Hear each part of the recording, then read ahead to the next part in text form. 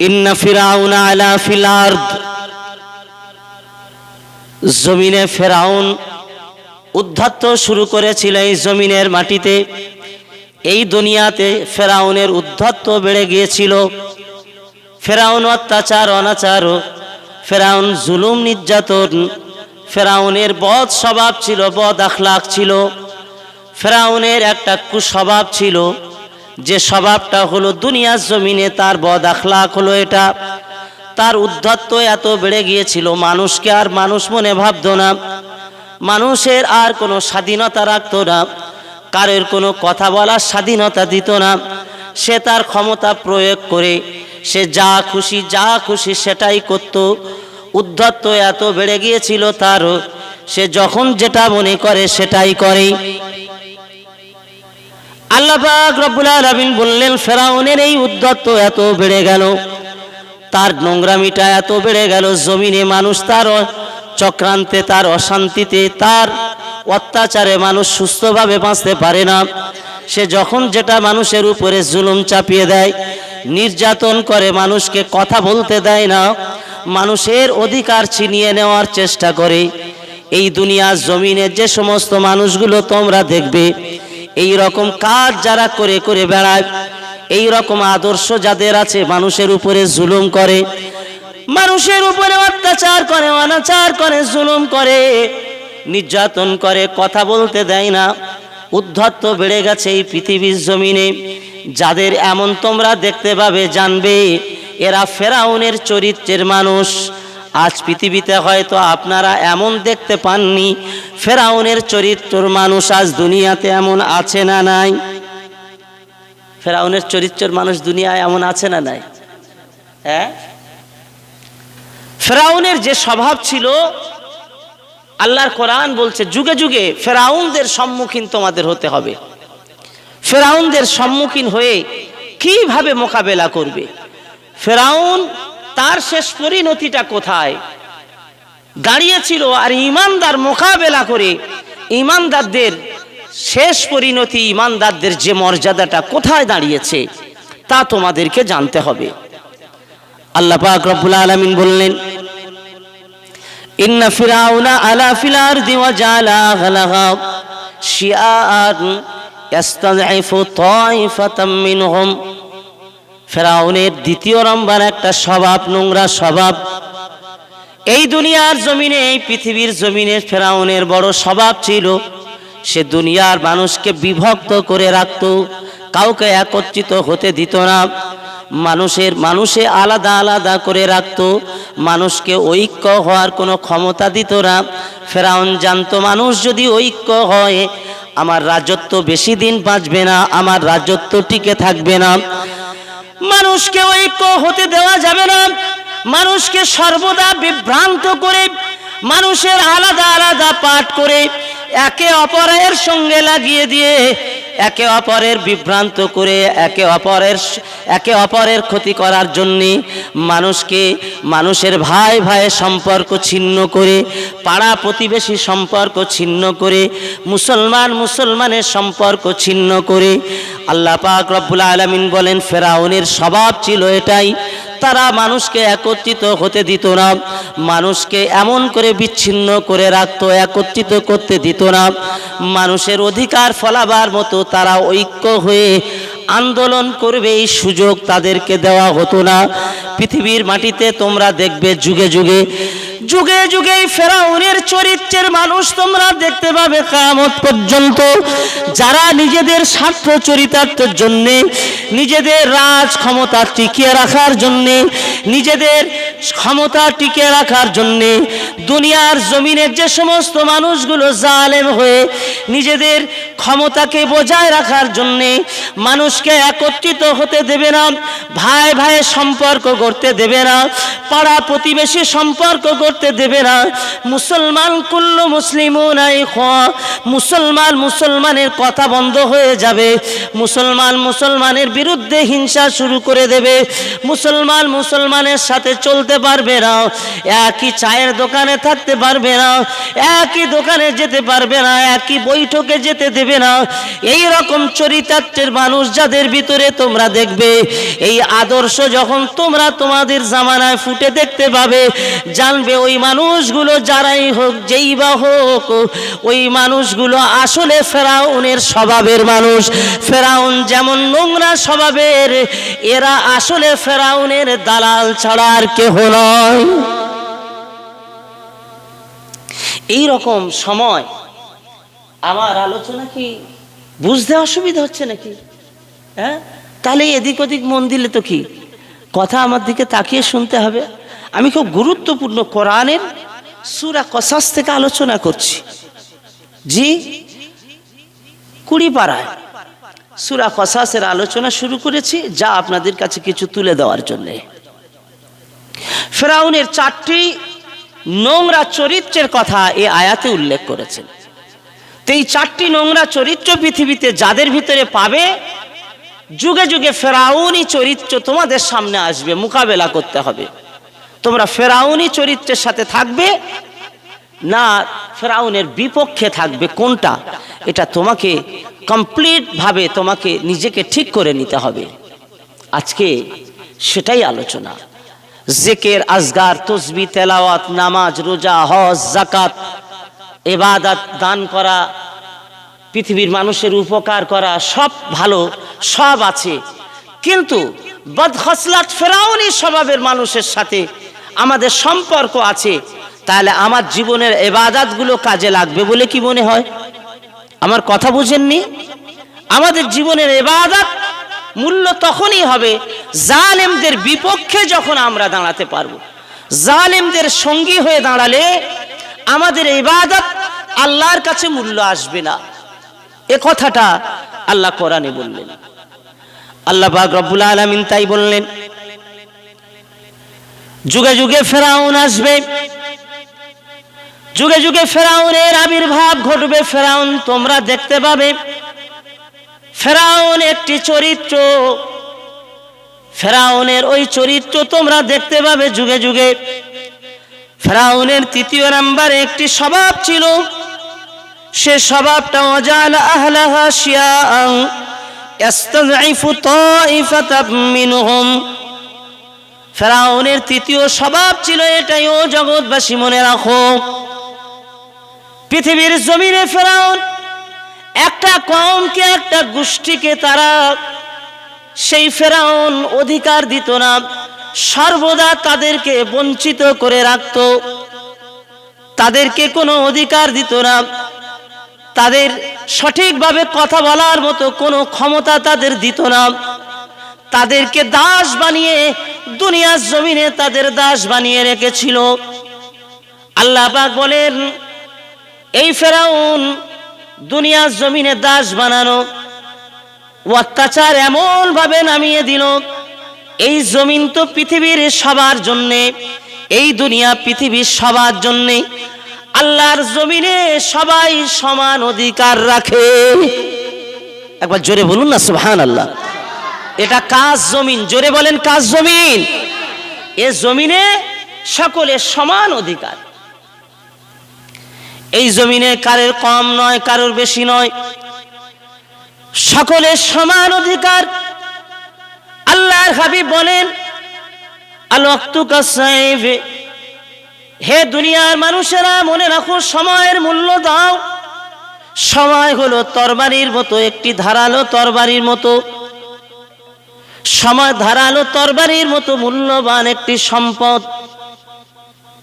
ধারালো তরবারি যেমন সময়কে তোমরা ক্ষতবিক্ষত করে দিতে পারবে না, সময়কে নষ্ট করে দিতে পারো তোমরা। কোনো মানুষ যদি সময়কে নষ্ট করে দেয়, সময়কে বেকার করে দেয়, চায়ের দোকানে বসে, কেরামের মজলিসে বসে, কেরাম খেলায় বসে, মোবাইলের ফেসবুকে বসে, সে যদি মোবাইলের গেম খেলতে খেলতে সময় দিয়ে দেয়, তাসের আড্ডায় বসে বসে সময় দিয়ে দেয়, গানের আড্ডায় বসে বসে সময় দিয়ে দেয়, সময়টা চলে যাবে। হে যুবক, সময় তোমার চলে যাবে। সময় এত মূল্যবান, সময় এত দামি জিনিস, এই সময় চলে যাওয়ার বিনিময়ে তোমার জীবনটা ক্ষত বিক্ষত করে ফেলবে। সময় তরবারির মতো, তুমি সেই তরবারি দিয়ে সময়টাকে ক্ষত বিক্ষত করতে পারবে না, কিন্তু সময়কে বেকার নষ্ট করার কারণে তোমার জীবনকে ক্ষত বিক্ষত করে ফেলবে। করবে না? করবে না?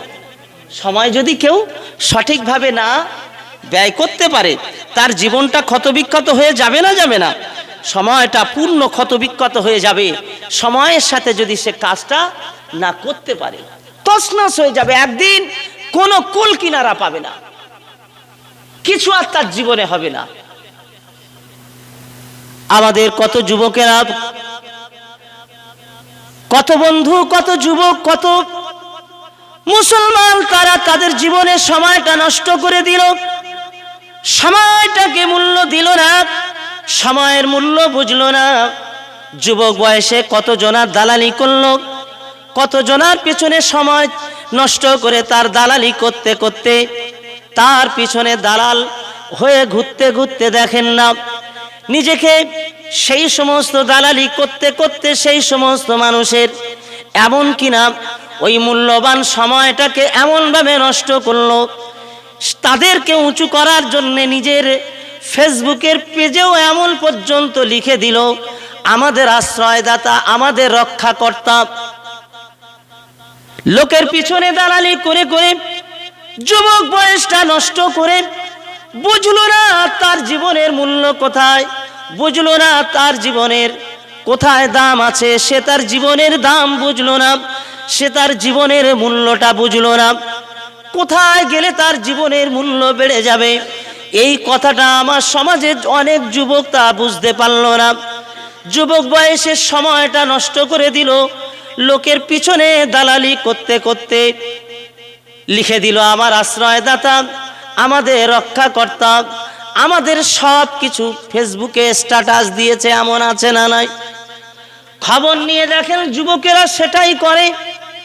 হে যুবক, তোমার রক্ষাকর্তা আশ্রয়দাতা কে তুমি এটা বুঝলে না? আল্লাহ পাক রব্বুল আলামিনের হাবিব বললেন, একমাত্র আশ্রয়দাতা তো মহান আল্লাহ। জোরে জোরে বলুন সুবহানাল্লাহ। হাসবুনাল্লাহু ওয়া নি'মাল ওয়াকিল, নি'মাল মাওলা ওয়া নি'মান নাসির। ওয়া মান ইয়াতাওয়াক্কাল আলাল্লাহ ফাহুয়া হাসবুহু। আল্লাহ বললেন, বান্দা আমার উপরে যারা ভরসা করো, আমি আল্লাহ তাদের উপরে ভরসার জন্য যথেষ্ট হয়ে যাই।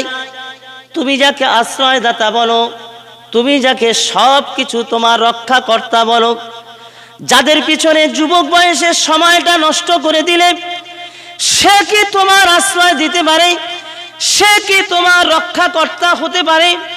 সে কি তোমার সব হতে পারে? না, না, কখনো হতে পারে না। আল্লাহ পাক রব্বুল আলামিন বললেন, ওয়া মান ইয়াতাওয়াক্কাল আলাল্লাহ, যে বান্দা আমার উপরে ভরসা করবে, পৃথিবীর যে মানুষই ভরসা করবে, আমি আল্লাহ দয়াময় ক্ষমতাবান, আমি আল্লাহ তার জন্য যথেষ্ট হয়ে যাব। হে প্রিয় যুবকেরা, নওজওয়ানেরা, আজ যুবকেরা নিজেরা নিজেদের মূল্য না বুঝে সময়টাকে নষ্ট না করে আগিয়ে আসো। ফেরাউনের নোংরা চরিত্রের কথা তুমি জেনে নাও, ফেরাউনের স্বভাবের কথা তুমি জেনে নাও। এই চরিত্র দুনিয়া যাদের ভিতরে ফুটে উঠবে, জানবে ফেরাউনের চরিত্রের মানুষ, এর থেকে আমাকে দূরে থাকতে হবে। যুগে যুগে ফেরাউন নাই, তবে ফেরাউনের স্বভাব, ফেরাউনের চরিত্র আমাদের সামনে আসবে, মোকাবেলা করতে হবে। ফেরাউন ছিল আল্লাহর দুশমন। আল্লাহ পাক রব্বুল আলামিন বললেন, তৃতীয় নাম্বার আমার আল্লাহ পাক বললেন, শিয়া আইয়াস্তাযইফু তাইফাতাম মিনহুম ইযাবিহু আবনাআহুম ওয়া জাআলা আহলাহা শিয়াআন ইয়াস্তাযইফু তাইফাতাম মিনহুম। এরা একদিকে মানুষকে বিভক্ত করে দিত এবং একটা দলকে তারা কোনো রকমে মাথা উঁচু করে দাঁড়াতে দিত না। একটা দলের সর্বদাই তারা রেখে দিত দাস বানিয়ে। তাহলে মানুষকে কি করত ফেরাউন?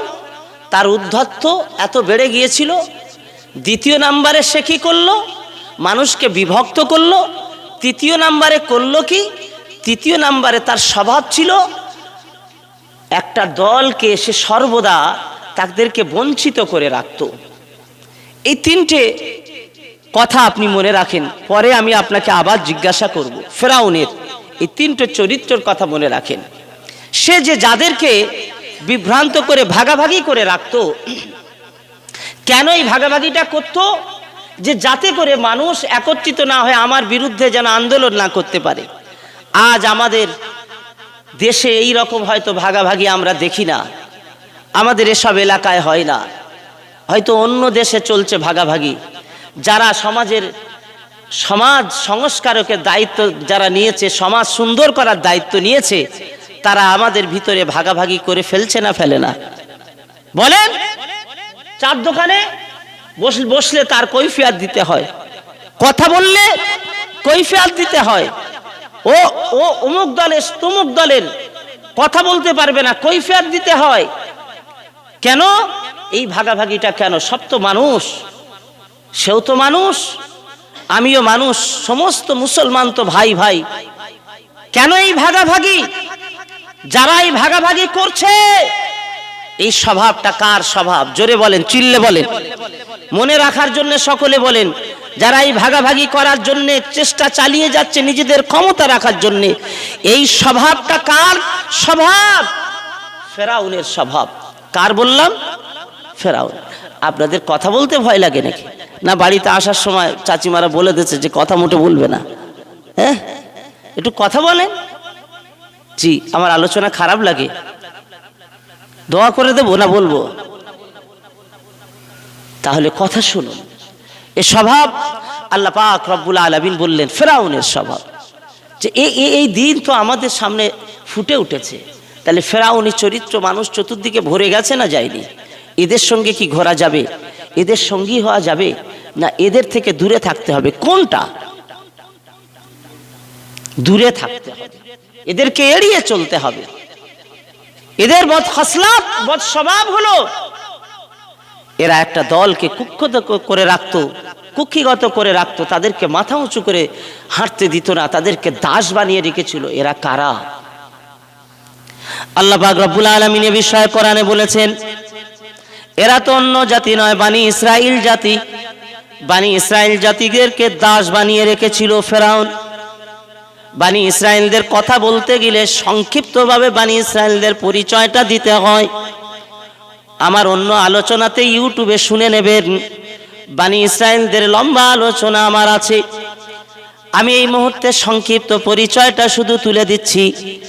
বানি ইসরাইলরা ছিল আল্লাহ পাকের নবী ইয়াকুব আলাইহিস সালামের 10 সন্তান ছিল তার।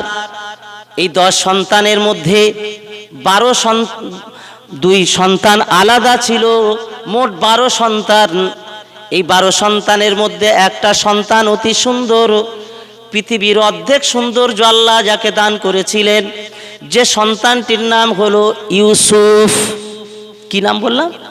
ইউসুফ আলাইহিস সালাম। আল্লাহ পাকের নবী ইয়াকুব আলাইহিস সালামের এই 10 সন্তান, তারা অন্য মায়ের 10 সন্তান হিসাবে ইউসুফকে বড় ভালোবাসা। আব্বা ইয়াকুব ভালোবাসার সুবাদে তারা সহ্য করতে পারল না। আল্লাহ পাক রব্বুল আলামিন ইউসুফকে নবী বানাবেন, সে কথা তো আল্লাহ পাকের নবী যিনি নবীদের খবর তিনি জানেন। ইয়াকুব আলাইহিস সালাম তিনি এত ভালোবেসেছিলেন ইউসুফকে, আর এই ভালোবাসাটা সহ্য না করতে পেরে 10 ভাই চক্রান্ত করে ইউসুফকে অন্ধকার কূপেতে ফেলে দিল। আল্লাহ পাক রব্বুল আলামিন ইউসুফকে তাকে নবী বানাবেন, তাই দেখতে পাওয়া গেল অন্ধকার কূপ থেকে কিছু বণিকদের দ্বারা তুলে নিয়ে মিশরের বাজারে বিক্রি করার ব্যবস্থা করে দিলেন। আর ওই মিশরের বাজার থেকে মিশরের বাজার থেকে আব্দুল আজিজের লোকজনেরা এসে যথা দামে কিনে নিয়ে রাজদরবারে নিয়ে চলে গেল। রাজদরবারে ওই ছেলের আদর্শ দেখে, সৌন্দর্য দেখে সেখানে রাজকীয়ভাবে আল্লাহ পাক বড় করার মতো ব্যবস্থা করে দিয়েছেন। হযরত ইউসুফ আলাইহিস সালাম সেখানে বড় হচ্ছেন। কার কোলে? মিশরের আব্দুল আজিজের স্ত্রী জুলাইখা তাকে বড় করছেন নিজের কোলেতে, নিজের মতো করে তাকে বড় করছেন। একটা দিন এমন আসলো, আব্দুল আজিজ তার স্ত্রী গোপনে গোপনে ইউসুফকে মহাব্বত করে ফেলেছিল, ভালোবেসেছিল। এই ভালোবাসার কারণে তহমত পেতে হয়েছে, অপবাদ পেতে হয়েছে ইউসুফের। আল্লাহ পাকের নবী ইউসুফ আলাইহিস সালাম এই অপবাদের কারণে জেলখানায় বন্দী হয়ে গেল। আমি ঘটনাটা কিন্তু লম্বা করে বলছি না, মূল বিষয়টা বলছি, পরিচয় দিচ্ছি বনি ইসরাইলের। আল্লাহ পাকের নবী ইয়াকুব আলাইহিস সালামের দুটো নাম, একটা নাম হলো ইয়াকুব, দ্বিতীয়টা নাম হলো বানি, দ্বিতীয়টা নাম হলো ইসরাইল। ইসরাইল মানে আল্লাহর দাস। আর তার ওই 12টা ছেলেকে বানি ইসরাইলের সন্তান বলা হয়। পৃথিবীর জমিনে নবী ইব্রাহিম আলাইহিস সালাম থেকে নিয়ে ইব্রাহিম আলাইহিস সালামের সন্তান ইসহাক, ইসহাক আলাইহিস সালামের সন্তান ইয়াকুব, এই ইয়াকুব থেকে নিয়ে হযরতে নবী ঈসা রূহুল্লাহ পর্যন্ত যত নবী এসেছেন সবই এই বংশে এসেছিল। সব একটাই বংশে, বনি ইসরাইল বংশে নবী এসেছে। একমাত্র আল্লাহ পাকের নবী আমার আপনার নবী মুহাম্মদুর রাসূলুল্লাহ সাল্লাল্লাহু আলাইহি ওয়াসাল্লাম ইসমাঈল আলাইহিস সালামের বংশে পাঠিয়েছিল। জোরে বলুন সুবহানাল্লাহ। আমাদের নবী ইসমাঈল বংশে, মানে ইব্রাহিম আলাইহিস সালামের আরেক সন্তান ছিল ইসমাঈল। সেই ইসমাঈল থেকে সরাসরি মাঝখানে আর কোনো নবী আসেনি, এসেছেন তো শেষ নবী আমাদের নবী। কিন্তু ইয়াকুব থেকে অনেক নবী এসেছে ঈসা পর্যন্ত, সব নবী বনি ইসরাইলদের নবী। আল্লাহ পাক রব্বুল আলামিন আমার আল্লাহ হযরত ইউসুফ আলাইহিস সালামকে মিশরের রাজদরবারে জেলখানায় বন্দী করে দিলেন। কয়েক বছর জেলখানায় থাকার পরে যখন সত্য উদ্ঘাটিত হয়ে গেল, ইউসুফকে বার করে নিয়ে জেলখানা থেকে রাজদরবারে তাকে সম্মানিত করা হলো। একদিন মিশরের আব্দুল আজিজ ওই মিশরের রাজদরবারে তাকে আদিষ্ট করে দিলেন, ক্ষমতার আদিষ্টে তিনি বসে পড়লেন। এখন মিশরের বাদশাহীর দায়িত্ব পেয়ে গিয়েছেন ইব্রাহিম নবী ইউসুফ আলাইহিস সালাম। একবার জোরে বলুন না সুবহানাল্লাহ। ইউসুফ আলাইহিস সালাম মিশরের রাজত্ব পেয়ে গেছে। মিশরের মাটিতে দেখতে পাওয়া গেল সেই জামানায় একটা খরা হয়ে গেল, মানুষ খেতে পায় না। বিভিন্ন দেশ থেকে মিশরে খাবার নেওয়ার জন্য আসে, বিভিন্ন দেশ থেকে খাবার নেওয়ার জন্য আসছে। তা কেনান থেকে কিছু মানুষেরা খাবারের জন্য মিশরে এসেছেন। কেনান থেকে যারা এসেছেন তারা তো আল্লাহ নবী ইয়াকুব আলাইহিস সালামের ছেলেরা। আল্লাহ নবী ইয়াকুব আলাইহিস সালামের 10 ছেলে, আরো একজন ছেলে যার নাম বনিয়ামিন, মোট 11 জন খাবার নেওয়ার জন্য ওখানে এসেছিল। খাবার নেওয়ার জন্য যখন আসলেন, এই খাবারটা নেওয়ার পরে চিনতে পেরেছেন আল্লাহ পাকের নবী ইউসুফ নবী চিনতে পেরেছেন এরা তো আমার ভাই, এখানে খাবার নিতে এসেছে। হযরতে ইউসুফ আলাইহিস সালাম পরিচয়টা লম্বা কাহিনীর ভিতর দিয়ে, ইতিহাসের মধ্য দিয়ে পরিচয়টা দিয়ে দিলেন। পরিচয় দিয়ে বলেছিলেন, তোমরা তো নবী বংশের মানুষ, তোমাদের জন্য আর কেনানে থাকতে হবে না, তোমরা সকলেই চলে এসো মিশরেতে, এখানে থাকবে। আল্লাহর নবী ইউসুফ আলাইহিস সালামের সুবাদে কেনান থেকে সকলে মিশরে চলে এসেছিলেন। একবার বলুন সুবহানাল্লাহ। তাহলে এখন ইয়াকুব আলাইহিস সালামের বংশের ছেলেরা কোথাকার বাসিন্দা হয়ে গেলেন? মিশরের। আল্লাহ পাক হযরত ইউসুফ আলাইহিস সালামকে সম্মানিত করেছেন, আর এই মিশরের মাটিতে রাজত্ব করবেন। মহান আল্লাহ বনি ইসরাইলের হাতে রাজত্ব আস্তে আস্তে সম্পূর্ণ তুলে দিয়েছেন। বনি ইসরাইলেরাও তারা রাজত্ব কায়েম করলো। বনি ইসরাইলদের হাতে দীর্ঘদিন রাজত্ব চলতে থাকলো। বনি ইসরাইলেরা তারা ক্ষমতার আসনে বসে পড়ল। বনি ইসরাইলরা ক্ষমতা যারা পরিচালনা করছেন, আমার আল্লাহ পাকের কোরআন জানিয়ে দিয়েছে ওই বনি ইসরাইল একটা দিন ক্ষমতার আসনে বসে তারা অন্যায় করতে করতে এমন অন্যায় করা শুরু করে দিল, আমি আল্লাহ পাক আমার প্রতি অবাধ্যতা, তাদের নোংরামি, আমার প্রতি অবাধ্যতার কোনো সীমা ছিল না। এত নোংরামি আমার প্রতি অবাধ্যতা এত বেড়ে গেছে, তারা আমি আল্লাহ আমাকে ভুলে বসলো। ইউসুফ পৃথিবীতে বিদায় নেওয়ার পরে তাদের বংশের লোকেরা, বনি ইসরাইল বংশের লোকেদের অবাধ্যতার কারণে আমি আল্লাহ পাক রব্বুল আলামিন ওদের কাছ থেকে ক্ষমতা ছিনিয়ে নিয়ে নিলাম।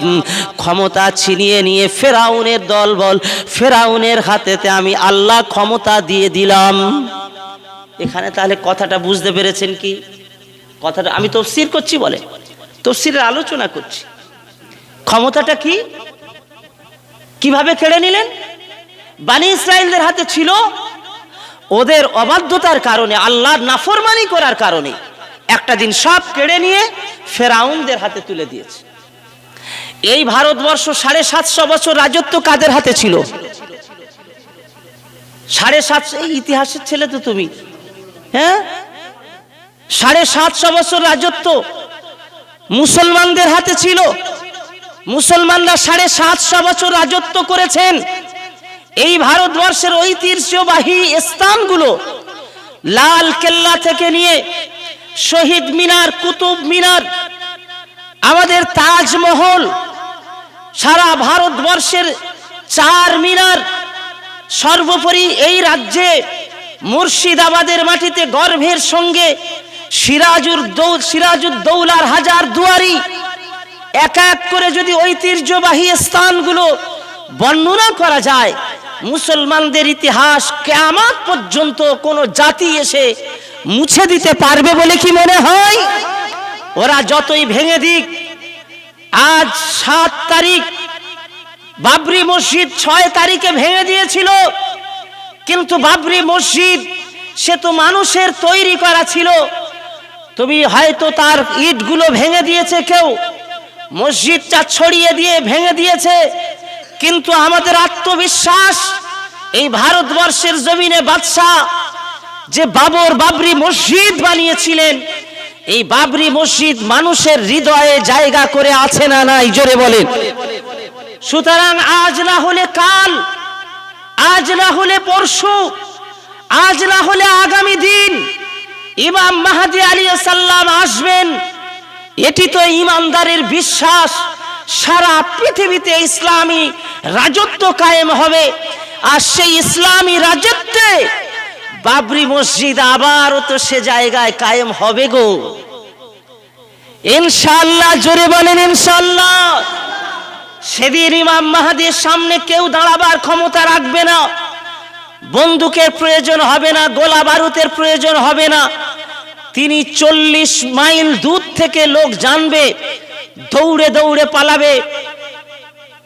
আল্লাহ পাক এমন একজন খলিফা ইমাম মাহদীকে পাঠাবেন, তার তাকবীর ধ্বনিতে মানুষ ছটফট করে মারা যাবে। বেঈমানেরা সামনে চোখ তুলে কথা বলার ক্ষমতা থাকবে না।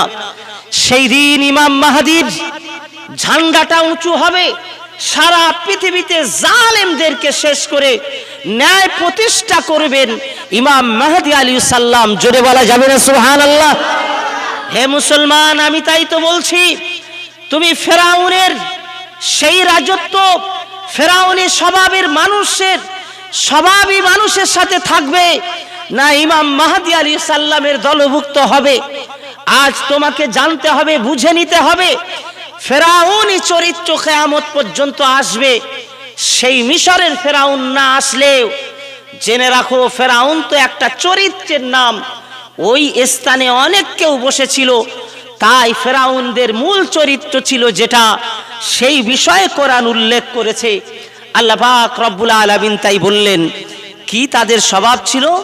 وجعل أهلها شيعا يستضعف طائفة منهم يذبح أبناءهم ويستحيي نساءهم إنه كان من المفسدين. কিছু বলবি? কিছু বল? একটু মহাব্বতে দরুদ শরীফ আল্লাহুম্মা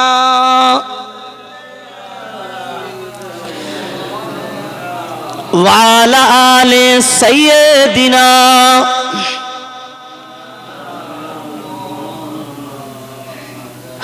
আমাদের প্রভু এক নবীর উম্মত, জীবন বিধান এক, ঐশী বাণী কুরআন। তবে কেন এখনো হে মুসলমান এক করি আহ্বান?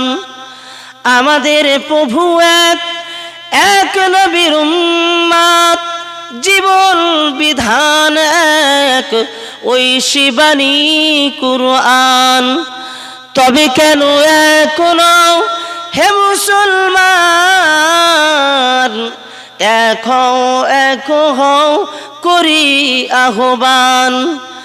কাবা শরীফ এক, মদিনা শরীফ এক, কাবা শরীফ এক, মদিনা শরীফ এক, উহুদ পাহাড় এক, বদরের মাঠ এক। তবে কেন এখনো হে মুসলমান এক করি আহ্বান? আল্লাহুম্মা সাল্লি আলা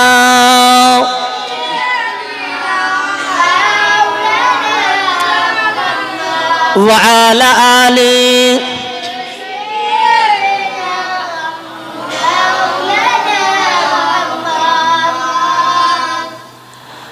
নওজওয়ানেরা, যুবকেরা, আব্বারা, মায়েরা, বোনেরা, আল্লাহ পাক রব্বুল আলামিন বলেন ফেরাউনের জঘন্য একটি স্বভাব, ফেরাউনের চরিত্রে নিজেদের জীবনটাকে ধ্বংস করে দিও না। দুনিয়ার জমিনে ফেরাউনের চরিত্র তোমরা যদি দেখো, যুগে যুগে যুগে যুগে ফেরাউনি স্বভাব ফুটে উঠবে, ফেরাউনি আদর্শ ফুটে উঠবে, যুগে যুগে ফেরাউনের চরিত্র ফুটে উঠবে। ফেরাউনের চরিত্র থেকে তোমরা বেঁচে থাকার চেষ্টা করো, তাদের থেকে দূরে থাকবে। ফেরাউন কি করতো জানো? আবনা আহুম ওয়াস্তাহি নিসাআহুম, ওরা ওই ফেরাউন মিশরের জমিনে বাচ্চাগুলোকে মেরে দেওয়ার জন্য প্রস্তুতি নিয়েছিল। দুনিয়ার জমিনে বাচ্চাগুলোকে মেরে দেওয়ার জন্য প্রস্তুতি নিয়েছে। বাচ্চা বাচ্চা ছেলেদের তারা মেরে দেবে। কারণটা কি? বানি ইসরাইল কওমে, বানি ইসরাইলদের জন্যে, বানি ইসরাইল কওমের জন্যে আল্লাহ পাক রব্বুল আলামিন বর্ণনা করলেন, বানি ইসরাইলদেরকে যখন তারা কুক্ষিগত করে রেখেছে, কথা বলার ক্ষমতা দেয় না, দাস বানিয়ে রেখেছে। এই দাস বানানোর মুহূর্তে আমার আল্লাহ পাক মনে করলেন আমি বানি ইসরাইলদেরকে রাজত্ব দেব, আবার ক্ষমতা দেব ফেরাউনের উপরে। আমি আল্লাহ বানি ইসরাইলদেরকেও আবার ক্ষমতা আমি আল্লাহ দান করব, এদের দাসত্ব থেকে আমি আল্লাহ মুক্তি দান করব। একবার জোরে জোরে বলুন সুবহানাল্লাহ। জি, বানি ইসরাইলদের থেকে আমি আবার মুক্তি করে, তাদের দাসত্ব থেকে মুক্তি দিয়ে আবার তাদেরকে সম্মানিত করব।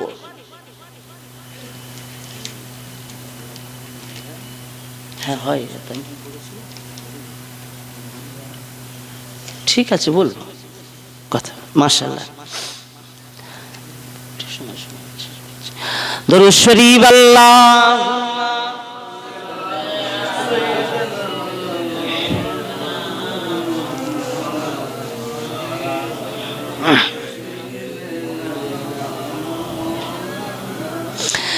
বানি ইসরাইল হলো নবী ইয়াকুব আলাইহিস সালামের বংশধর। এই কথাটা আমি খুব সংক্ষিপ্ত বলেছি, কিন্তু আমার এবার বক্তব্য হলো এদের সন্তানগুলো, এই বংশের সন্তানগুলোকে মেরে দেওয়ার একটা চক্রান্ত করেছে, ওদের স্বভাব ছিল। আর ওদেরকে মাথা তুলে দাঁড়াতে দেবে না। এই পৃথিবীর জমিনে, এই দুনিয়ার জমিনে বনি ইসরাইল কওমকে মাথা তুলে দাঁড়াতে দেবে না। আল্লাহ পাক সিদ্ধান্ত করলেন বনি ইসরাইলদেরকে আমি আল্লাহ পাক উঁচু বানাবো, তাদের রাজত্ব আমি আল্লাহ ফিরিয়ে দেব। এই আল্লাহ রাজত্ব ফেরাতে পারে না? জোরে বলুন, আর একটু জোরে বলুন। আল্লাহ রাজত্ব দেওয়ার মালিক না, মানুষ রাজত্ব দেওয়ার মালিক কে? লোক বেশি থাকলে রাজত্ব পাওয়া যায় না, আল্লাহ যাকে চায় সে রাজত্ব পায়? কি বলেন না, জোরে বলেন।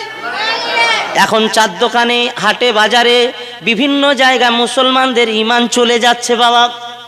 বলে আমরা তো দলে বলে কম, পশ্চিমবাংলায় আমরা কি জিততে পারবো, সুতরাং আমরা পাবো কিভাবে ক্ষমতা? এরকম বলে না, আমরা দলে বলে কম, আমরা কি ক্ষমতা পাবো? তাহলে তোমার ঈমান নেই বলো। দলে বলে কম যখন ক্ষমতা পাবে না, তাহলে ঈমান নেই বলো। ক্ষমতা দেওয়ার মালিক কে? আরো একবার বলেন। আল্লাহ পাক রব্বুল আলামিন হযরতে ওমর ফারুক রাদিয়াল্লাহু তাআলা জালেম এত পরিমাণে বেশি, হযরতে ওমর রাদিয়াল্লাহু তাআলা আনহুকে আল্লাহ পাকের নবী বিদায় নেওয়ার পরে হযরতে আবু বকর সিদ্দিক রাদিয়াল্লাহু তাআলা আনহু খলিফাতুল মুসলিমিন হয়েছেন, ইসলাম জাহানের খলিফা। আল্লাহ পাক হযরতে আবু বকর সিদ্দিক বিদায় নেওয়ার পরে, আবু বকরের বিদায় নেওয়ার পরে ইসলাম জাহানের খেলাফতি রাজত্ব কায়েম করবেন, ইসলাম জাহানের খেলাফতি হবেন। ইসলাম জাহানের খেলাফতি পেয়ে গেলেন হযরতে ওমর ফারুক রাদিয়াল্লাহু তাআলা আনহু।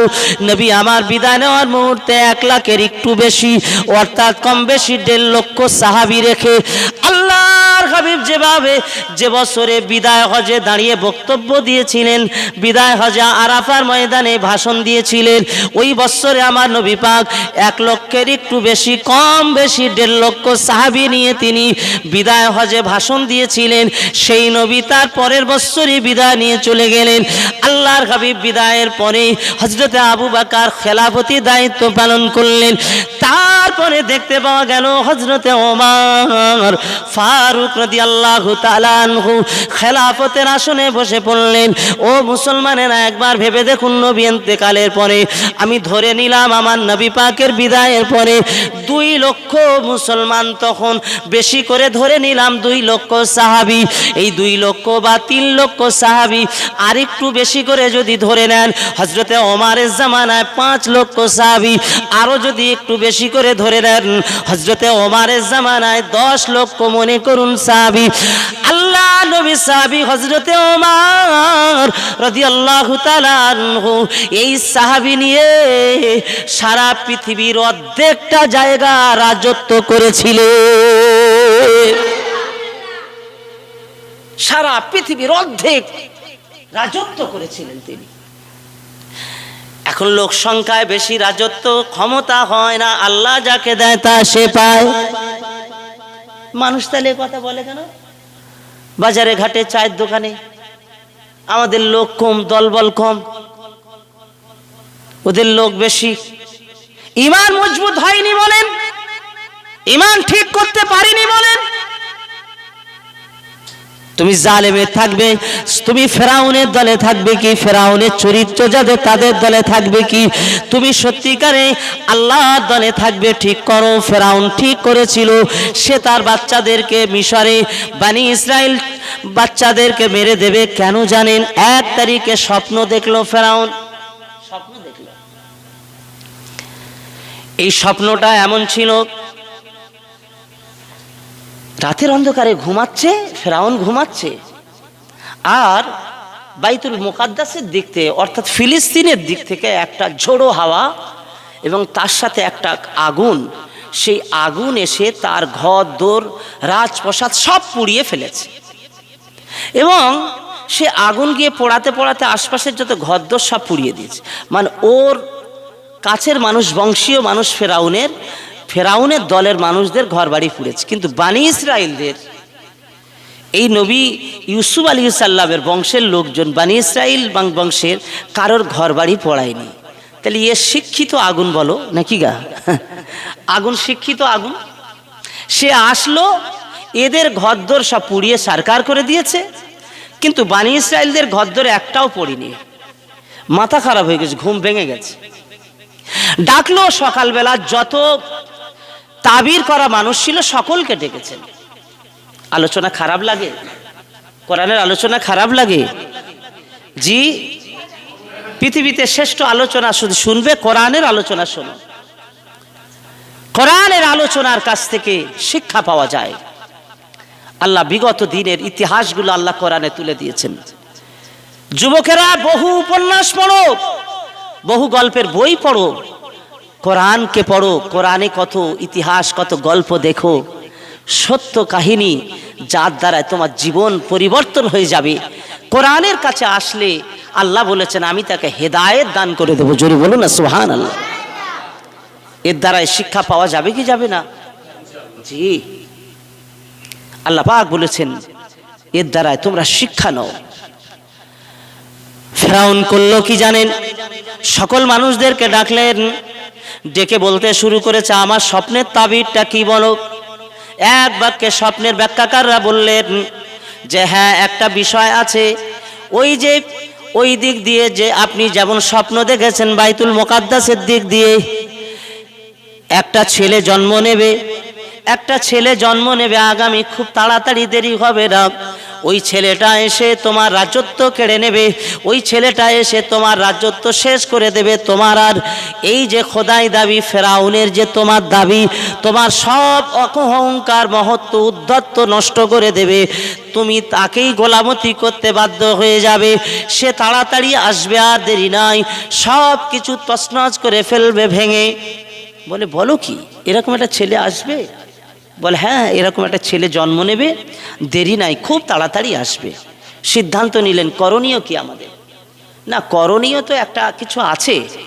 তো সকলের ঐক্যমতে সিদ্ধান্ত একটা করলো যে করণীয় হলো একটাই, সেটা হলো এই যে তাড়াতাড়ি করে বানি ইসরাইল কওমের মধ্যে যে সমস্ত মহিলারা গর্ভবতী হয়েছে, আপনি সব মহিলাদের বাচ্চা হলে খবর নেন, কোনো বাচ্চাকে বাঁচালে হবে না, শুধু মেয়ে ছেলে ছাড়া, শুধু বাচ্চাদেরকে জীবিত রাখেন। আল্লাহ পাক রব্বুল আলামিন সেটাই বললেন কোরআনে, ইযাববিহু আবনাআহুম ওয়া ইয়াসতাহি নিসাআহুম, এদের মহিলাদেরকে বাঁচিয়ে দাও, পুরুষদেরকে বাচ্চাদেরকে মেরে দাও। আল্লাহ সেটা বলছেন। এই সিদ্ধান্ত নিয়ে তারা সেই সিদ্ধান্ত মোতাবেক তাদের লোক লস্কর বানি ইসরাইলের গোষ্ঠী যত মহিলা বাচ্চা হওয়ার উপক্রম হয় তাদের বাড়িতে গিয়ে ছেলেগুলোকে টেনে টেনে নিয়ে এক মুহূর্তে যেদিনই ভূমিষ্ঠ হয় সেই দিনই মা বাপের সামনে টুকরো টুকরো করে মেরে দেয়। আরে মা বাপের সামনে সব মারতে লাগলো। নিষ্ঠুর আচরণ, নিষ্ঠুর আচরণ, যে আচরণ পৃথিবীর কেউ মেনে নিতে পারবে না। কেন এদের প্রতি জুলুম? বাচ্চাদের প্রতি কেন এত অত্যাচার? বাচ্চাদের প্রতি কেন এমন জুলুম? কে মেনে নিতে পারে? বাচ্চারা তো কোনো অপরাধী নয়। আজ দুনিয়ার মানুষেরা নিরীহ মানুষগুলোকে দেখেন, এই নিজেদের রাজত্ব কায়েমের জন্যে, নিজেদের ক্ষমতা দখলের জন্যে ফেরাউনের ওই স্বভাবটাকে খুঁজে পাওয়া যায় কিনা দেখেন না। নিরীহ মানুষগুলোকে মেরে মেরে নিজেদের ক্ষমতার আসন বসিয়ে রাখার জন্যে, ক্ষমতা দখলের জন্যে হাজার হাজার নিরীহ মানুষগুলোকে নির্বিচারে তাদের মারা হচ্ছে। তাদের জন্য কোনো বিচার নাই, কোনো বিচার নাই, বিচার নাই। কোথায় আগুন ধরিয়ে মেরে দেওয়া হচ্ছে, কোথায় গুলি করে মেরে দেওয়া হচ্ছে, কোনো বিচার নয়।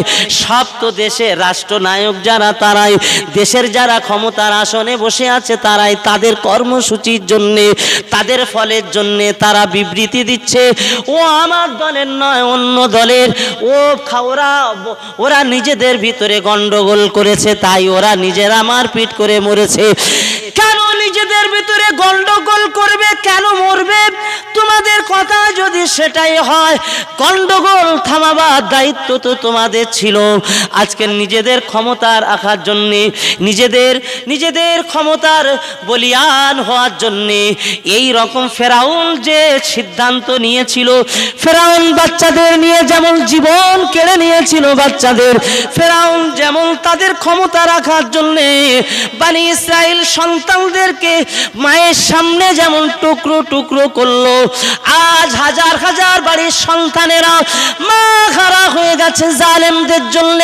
হাজার হাজার মা চিৎকার করে কাঁদে, হাজার হাজার বোনেরা তাদের স্বামীকে হারিয়ে ফেলেছে, হাজার হাজার মানুষেরা, হাজার হাজার আব্বারা তারা কান্না করে।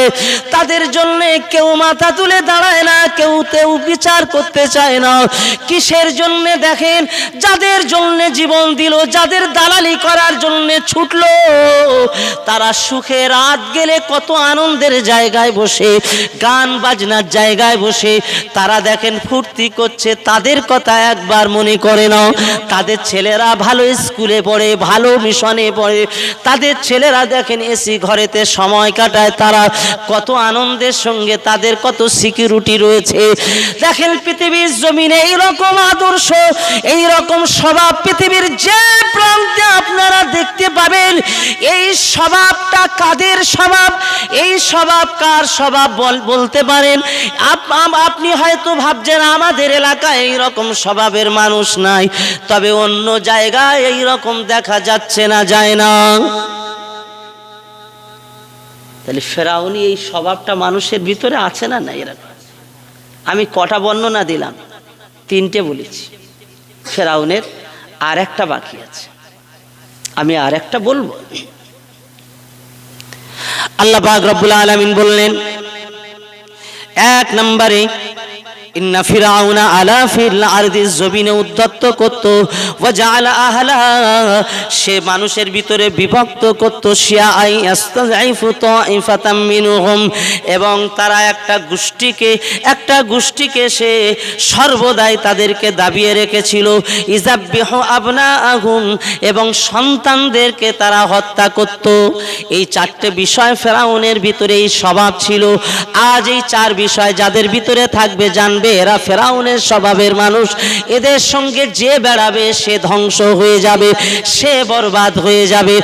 আল্লাহ পাক রব্বুল আলামিন এবার ভাবলেন যে এ তো সন্তানদেরকে মেরে দেয়, কিন্তু আমি আল্লাহ ওয়াদা করেছি বনি ইসরাইলদেরকে আমি রাজত্ব দেবো, ক্ষমতা দেবো, ছেলেটা পাঠাবো কিভাবে?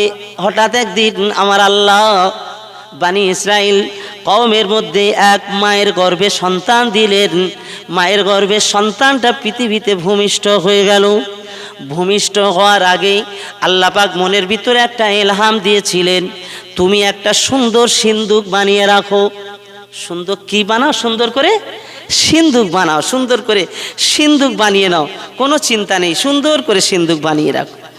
আম্মাজান সুন্দর সিন্দুক বানিয়ে নিলেন, এবং সুন্দর সিন্দুক বানানোর পরে মনের ভিতরে একটা আতঙ্ক হয়, ছেলে জন্ম নিয়েছে।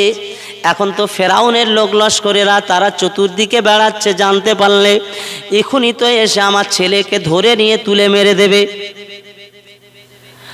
আল্লাহ পাক রব্বুল আলামিনের বিষয় কোরআনে উল্লেখ করলেন, ওয়াওহাইনা ইলা মুসা আন আরদিহি ফাইদা খিফতা আলাইহি, ও নবী মুসার আম্মা, ও আমার নবী মুসার আম্মা, কেঁদো না, ভয় পেও না, তুমি তোমার সন্তানকে দুধ পান করাও, তুমি তোমার বাচ্চাকে দুধ পান করাও, সুন্দর করে দুধ পান করাও। ওয়া আওহাইনা ইলা মুসা আন আরদিহি, ওয়া আওহাইনা ইলা মুসা, ওয়া আওহাইনা ইলা উম্মি মুসা আন আরদিহি, তুমি তোমার সন্তানকে দুধ পান করাও। একবার জোরে বলুন সুবহানাল্লাহ। বলে দিচ্ছেন কে দুধ পান করানোর জন্য? আল্লাহ বলছে তুমি দুধ খাওয়াও, চিন্তা করো না। এবার আমার আল্লাহ পাক বললেন, ফাইযা খিফতা আলাইহি ফালকিহি ফিল ইয়াম ওয়ালা তাখাফি ওয়ালা তাহজানি ইন্না রাদ্দুহু ইলাইকা ওয়া জাইলুহু মিনাল মুরসালিন। তুমি দুধ পান করাতে করাতে যখন তোমার ভয় এসে যাবে মনের ভিতরে, যখন তোমার মনের ভিতরে একটা আতঙ্ক হবে, মনের ভিতরে ভয় হবে, মনের ভিতরে যখন চিন্তা লেগে যাবে, সেই সময় তুমি একটা কাজ করবে। তুমি তাড়াতাড়ি করে তোমার বাচ্চাকে নিয়ে তাড়াতাড়ি করে দরিয়ায় ভাসিয়ে দেবে, তাড়াতাড়ি করে দরিয়ায় দিয়ে দেবে, দরিয়ায় ভাসিয়ে দেবে, দরিয়ায় ভাসিয়ে দেবে, সিন্ধুকের মধ্যে দিয়ে দরিয়ায় ভাসাবে।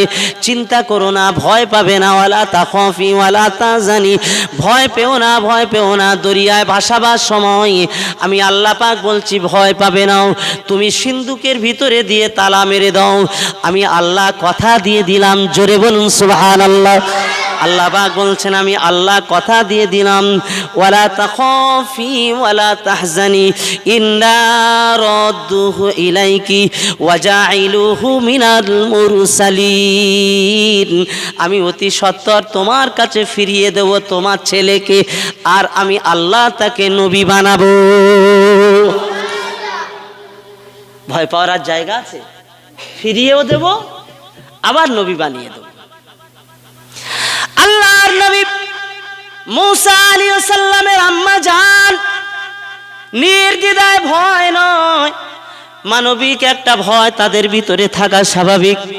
আম্মা জান তার একটি কলিজার টুকরি সন্তান মেয়ে ছিল, মেয়েকে ডাকলেন, মা তুমি শোনো, তোমার ভাইকে দরিয়ায় ভাসিয়ে দেব, তুমি যাও, দরিয়ায় ভাসিয়ে দেব, তুমি গোপনে গোপনে যেতে লাগো, গোপনে যাও, তুমি গোপনে চুপি চুপি যেতে লাগবে, গিয়ে দরিয়ার কোথায় গিয়ে অবস্থান করে তুমি দেখতে থাকো, কোন জায়গায় যেতে থাকে তুমি দেখতে থাকো, যেখানে যাবে তুমি খবর রাখো, তোমার ভাইয়ের ব্যাপারটা কি হয় তা তখন তুমি দেখবে। তো মেয়েটা, বাচ্চা মেয়ে, ও খেলার ছলনায় দরিয়ার ধার থেকে লুকিয়ে লুকিয়ে যেতে লেগেছে। আল্লাহ পাক সে বিষয়ে কোরআনে বলেছেন।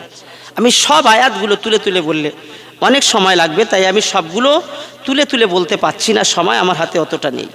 জি, আমি যেগুলো সংক্ষিপ্তভাবে যতটুকু বলার প্রয়োজন আমি বলছি। আল্লাহ পাক রব্বুল আলামিন ওই বাচ্চাকে ভাসাতে ভাসাতে দরিয়ায়, নীল দরিয়ায় ভাসাতে ভাসাতে সিন্ধুকের ভিতরে আছে, কিন্তু কিসের মধ্যে আছে? সিন্ধুকের মধ্যে আছে। সিন্ধুকে ভাসাতে ভাসাতে ফেরাউনের রাজ দরবারের ঘাটে গিয়ে পৌঁছে গেছে।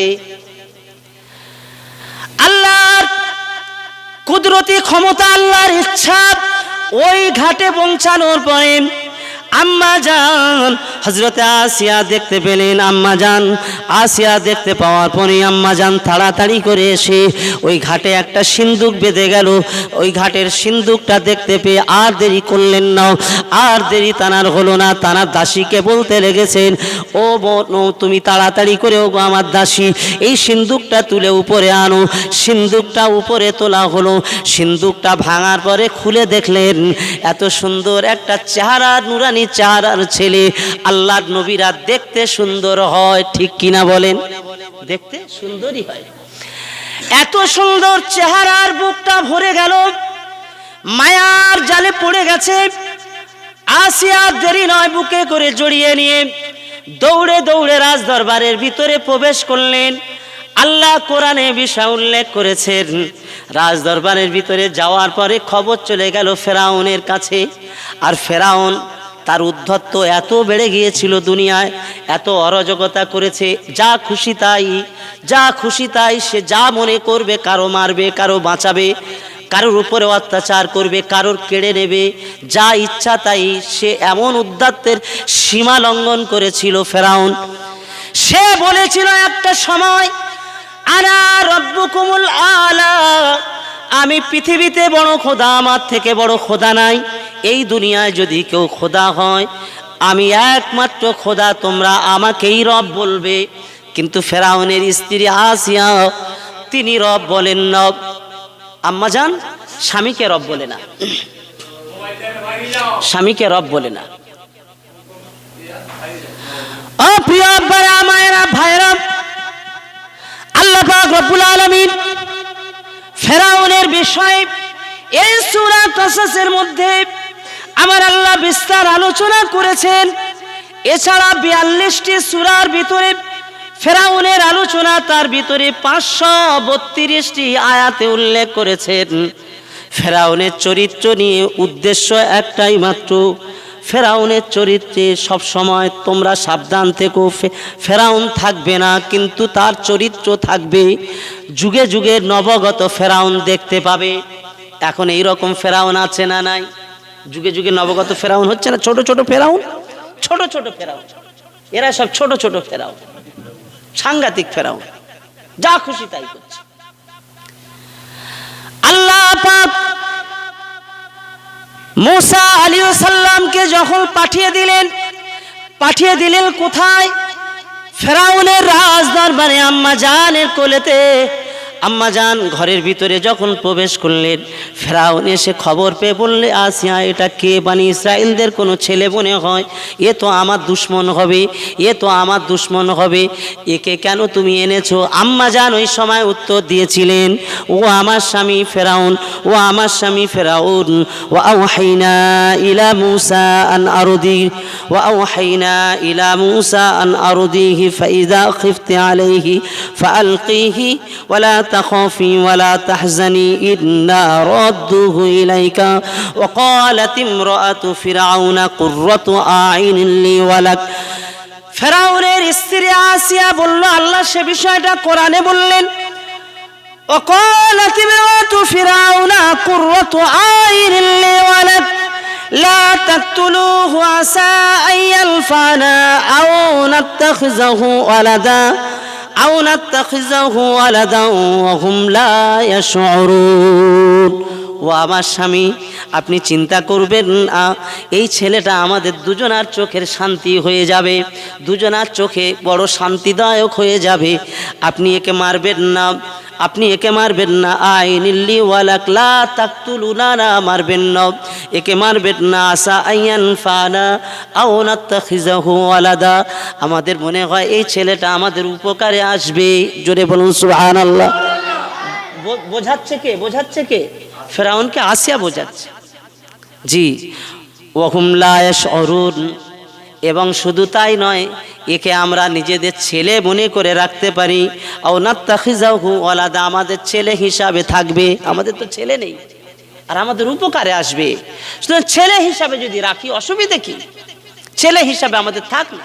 ফেরাউন বলল, আসিয়া তুমি যখন বলছো, তো আমার তো বেটা টেটা নেই, আমি খোদা বটে, কিন্তু খোদার একটা ছেলে তো থাকার দরকার। ঠিক আছে, তুমি বলছো যখন থাক, তুমি বলছো যখন হোক। 8টা পার হয়ে গেছে, 8:06। একটু আগাবো না এখানে দোয়া করে দেবো? আপনারা কি বলেন? হ্যাঁ হ্যাঁ, করবো, ধৈর্য রাখেন। জি, আপনাদের চিন্তা ভাবনার উপরে কোরআনের আলোচনা সকলের শুনতে মন চায়। কি চায় না? আলহামদুলিল্লাহ, আল্লাহ রহমত।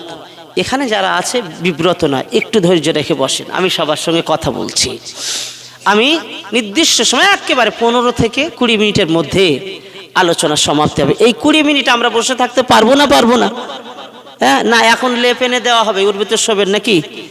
যদি ঠান্ডা লেগে যায় লেপ আনতে বলবো। মাদ্রাসা অনেক কম্বল দান করেছে গো, আছে আলহামদুলিল্লাহ। যদি বলেন ঠান্ডা লেগে যায়, কম্বল এনে দেওয়া হবে। মাশাআল্লাহ, একটু তাকবীর আর নারায়ে তাকবীর। কমিটির লোকেরা চিন্তায় পড়ে যায়, না জানি লোক শুনছে কিনা, পালিয়ে যায় কিনা, চিন্তায় পড়ে যায়। ব্যাস, কমিটির লোক কিন্তু মাহফিল টাহফিল শোনে না, বলো, খুব একটা শোনার সুযোগ পায় না। ওদের মাথাটা অন্য থাকে, যে কিভাবে কাজটা সুন্দরভাবে মাথায় তুলবো। এতে দোষ নয়, দায়িত্ব থাকে, তো সেই দায়িত্ব অনুসারে কাজগুলো করতে হয়। আর এই যে কত যন্ত্রণার দায়িত্ব, এটা কিন্তু কম নয়। সেজন্যে এইটা সুন্দর একটা ফিনিশিং দিতে হবে, না হলে তো আমরা বুঝতে পারবো না। সুন্দর ফিনিশিং এর দরকার আছে না নাই? আছে। একটু মুহাব্বতে দরুদ শরীফ, আল্লাহুম্মা সাল্লি আলা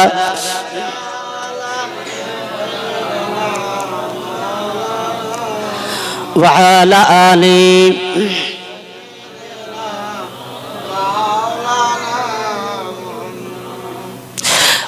আল্লাহ পাক রব্বুল আলামিন ফেরাউনের ঘরেতে কাকে পাঠিয়েছে? কাকে পাঠিয়েছে ফেরাউনের ঘরেতে?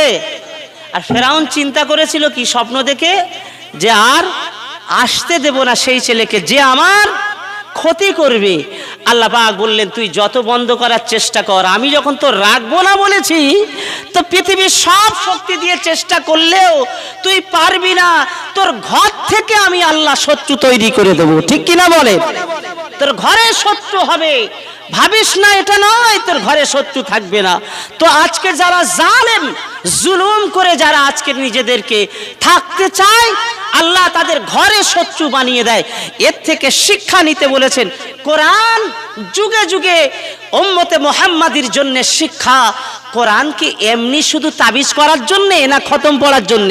কি গো, কোরআন হুদাল্লিন নাস, মানুষের হেদায়েতের গ্রন্থ।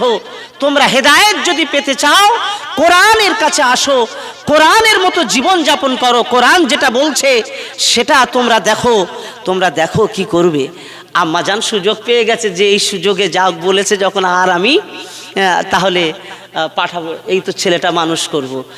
এবারে চতুর্দিকে ধাত্রী মেয়েদের খবর দিচ্ছে যে কিভাবে দুধ খাইয়ে তো বড় করতে হবে, তো চুয়া বাচ্চা একেবারে ছেলে, ছোট শিশু মুসা। ছোট্ট শিশু মুসাকে বাঁচাবার জন্য কি করণীয়, কর্তব্য কি করতে হবে আমার? এই মুসাকে বাঁচাবার জন্য কি উপায়? মিশরের সকল ধাত্রী মহিলা, সুন্দর সুন্দর মহিলাদের খবর দেওয়া হলো, ও ধাত্রী মহিলারা রাজ দরবারে এসো, উপযুক্ত বেতন দেওয়া হবে। আমাদের বাড়ি একটি সন্তানকে লালিত পালিত করার জন্য দুধ পান করাতে হবে, দুধ খাওয়াতে হবে। তোমরা এসো। এক এক করে একটা নয়, দুটো নয়, তিনটে নয়, এক এক করে শত শত মহিলা খবর দেওয়া হলো। সব মহিলা এসে আল্লাহ নবী মুসা কালিমুল্লাহকে কোলে করে তুলে নিলে, মুসাকে কোলে করে তুলে নিয়ে দুধ খাওয়াবার জন্য চেষ্টা করে। সবাই চেষ্টা করে দুধ পান করাবে, কিন্তু আল্লাহ পাক রব্বুল আলামিন ছোট্ট মুসা বটে, কিন্তু আল্লাহ নবী বানাবেন যাকে, ওই মুসা জানে কি জানে না? মুসা ছোট নবী, ও তো নবী হবে। আল্লাহ নবী মুসা সাল্লাম কোলে ওঠেন, কিন্তু বোঝেন কার কোলে উঠেছি আমি? আল্লাহ নবী মুসা কালিমুল্লাহ। ছোট্ট মুসা যত মহিলার কোলে ওঠে, আল্লাহ পাক কোরআন শরীফে বললেন ওরা দুধ খাওয়াবার জন্য চেষ্টা করে, কিন্তু জানো ও হাররামনা আলাইহিল মারাদিয়া মিন ক্বাবল, আমি আল্লাহ মুসার জন্য সকলের দুধ খাওয়াটা হারাম করে দিয়েছিলাম। মুসার জন্য হারাম করে দিয়েছো, কারোরই দুধ খাবে না। আরো একবার জোরে বলা যাবে রে সুবহানাল্লাহ। ওই মুহূর্তে মুসা যখন কারোর দুধ পান করে না, আল্লাহ নবী মুসার বোন সেই রাজ দরবারের ভিতরে প্রবেশ করেছিল। বিষয়টা সবার দেখলো। রাজ দরবারে আসিয়ার কাছে একটা প্রস্তাব দিয়ে দিলেন, আম্মাজান আমার একটা জানা রয়েছে, এক মহিলার কথা আমি জানি, এক মহিলার খবর আমি জানি। আপনি যদি আমার অনুমতি দেন, মহিলাটা খুব সুন্দর, সে খুব ভালো ধাত্রী মহিলা, যদি আপনি আনতে বলেন তাহলে তানাকে ডেকে আনবো, মনে হয় তানার কাছ থেকে বাচ্চাটা দুধ পান করবে। বলে এই রকম সংবাদ যখন তোমার আছে, যাও তাহলে ডেকে আনো। নবী মুসা আলাইহিস সালামের বোন দৌড়াতে আম্মার কাছে চলে গিয়েছেন। আম্মাজানের কাছে গিয়ে বলেন, ও আম্মাজান, আমি তো যেতে যেতে আমার ভাইকে পাহারা দিতে দিতে দেখলাম নীল দরিয়ায় ভাসতে ভাসতে ওই সিন্ধুক রাজ দরবারের ঘাটে গিয়ে পৌঁছে গিয়েছিল। এখন তো আমাদের ভাই মুসা আসিয়ার কোলেতে বসে আছে। আমার ভাইয়ের আসিয়া যত্ন করে নিজের ছেলে হিসাবে কবুল করে নিয়েছে। এখন তাকে দুধ খাইয়ে বাঁচাতে হবে। কোনো মহিলা দুধ পান করে না। আপনার পরিচয় গোপন রেখে আপনাকে যেতে হবে। আপনি আপনার পরিচয় গোপন করুন, গোপন করে চলুন, আজকের আমাদের ভাইকে দুধ পান করাবেন। চলেন। আম্মা জান এই সুযোগ নিয়ে আল্লাহ এ বিষয়ে কোরআনে বললেন, আমি আল্লাহ তার মনে খুশি ফোটাবার জন্য এই ব্যবস্থা করেছি। আমি ওয়াদা করেছিলাম তার হাতে তাড়াতাড়ি তুলে দেব। তাই আমি আল্লাহ পাক তার মনকে, আমি আল্লাহ আমার ওয়াদা সত্য প্রমাণিত করার জন্য এবং তার বিশ্বাস মজবুত করার জন্য আমি ফেরাউনের রাজ দরবারে ওই মুসার মায়ের কোলে তুলে দিলাম। জোরে বলুন সুবহানাল্লাহ। মুসার আম্মাজান কোলে করে নিয়ে যখন দুধ পান করায়, কেউ জানে না যে ওই মায়ের ছেলে, কেউ জানে না। দুধ পান করাতে যখন শুরু করেছে সবাই অবাক হয়ে গেল। ফেরাউন বলে, শোনো ওটা আমার ছেলে, তোমাকে ডেকে এনেছি ধাত্রী বানিয়ে, ওই ছেলেটাকে তুমি দুধ পান করাবে। তাই বলে এই নয় বাড়ি নিয়ে যাবে, তুমি যতদিন একে বড় করার জন্য চেষ্টা করবে আমার পক্ষ থেকে ততদিন তোমাকে বেতন দেওয়া হবে। কি দেবে? তাহলে কি ব্যবস্থা হলো? টাকা পয়সারও ব্যবস্থা হলো। আর মুসা এখন মানুষ হচ্ছে কোথায়? রাজকীয় হালতে, রাজ পরিবারে, রাজ সন্তানের মতো। জোরে বলা যাবে না? আল্লাহ পাক পারে না, পারে না, জোরে বলে। বিশ্বাস আমাদের আনতে হবে। যদি বিশ্বাস মজবুত না হয়, জিকির কি হবে? ইবাদত কি হবে? নামাজ কি হবে? ফেরাউনকে আল্লাহ পাক বলেছেন তো শেষ করে দেব, তুই অত্যাচার করেছিস। হ্যাঁ গো, ফেরাউনি চরিত্র যাদের আছে যুগে যুগে আসবে, থাকবে। সেজন্যই তো আল্লাহ কোরআনে বলেছেন এই চরিত্রের কথাটা তোমরা শিক্ষা নাও। ফেরাউনের শেষ পরিণতিটা ভালো হয় না খারাপ হয়?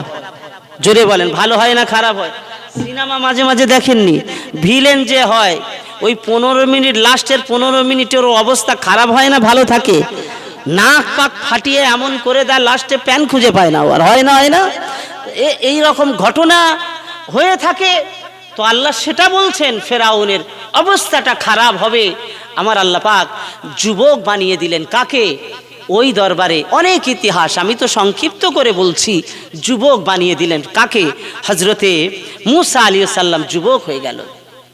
আল্লাহ সে বিষয়ে কোরআনে বললেন, ওয়ালাম্মা বালাগা আশুদ্দাহু ওয়াস্তাওয়া আতাইনাহু হুকমান ওয়া ইলমা ওয়া কাযালিকা নাজজিল মুহসিনিন। আমি যুবক বানিয়ে দিলাম। একটা কথা আলোচনা করছি তো, আমি তো জানি জিকির করতে হবে, তুমি করবে, এসো। কেন এত যন্ত্রণা? আমি তাহলে আসতে বলো কেন? একটা কথার আলোচনার লিমিট থাকবে তো। বসো ওখানে, বারবার বারবার বাড়ি চলে যাও যাদের ভালো না লাগে। কি ঠিক কিনা বলে? একটা বিষয়ের সমাপ্তি আসতে হবে।